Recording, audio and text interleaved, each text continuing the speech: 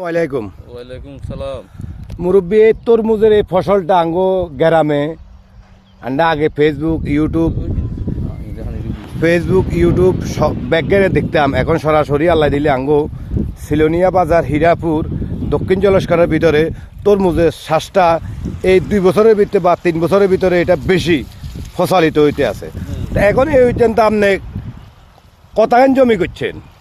আমি তিনকানি করছি আমাদের এই ফেনী এরিয়ার তিনকানি। এখন তিনকানি জমিনের ভিতরে কত টাকা খরচ হইতে পারে? ধর না 3.5 লাখ টাকার মতো।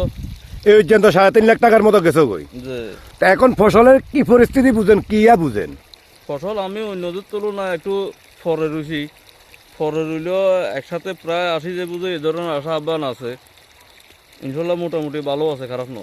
যাক আলহামদুলিল্লাহ, আপনারা সবাই শুনছেন একটা তরমুজ আমাদের গ্রামে হিরাপুর দক্ষিণ জলস্করার ভিতরে ফেনী জেলার ভিতরে হয়েছে।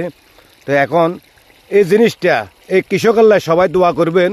উনি অট্টালিকা টাকা পুঁজি দিয়ে লাইছে তিনকানি জমিনের ভিতরে, 3.5 কানি জমিনের ভিতরে প্রায় 3.5 লক্ষ টাকা এই পর্যন্ত গেছে। আরও খরচ বহু টাকা খরচ রয়েছে। তো সবাই তার জন্য দোয়া করবেন যে এখন ফসল হে সুন্দর মতে বেশি কিনি সুন্দর মতে বাজারে নিতে পারে। এটার জন্য সবাই দোয়া করবেন। সবার কাছে আমি দোয়া চাই। খুব কষ্টকরের কৃষকের কষ্ট তো সবাই যারা কৃষকের কাজ করে তারাই বুঝে, অন্য কেউ বুঝতো না কৃষকের কী পরিশ্রম কী কষ্ট। তো সবাই দোয়া করবেন ওনার জন্য।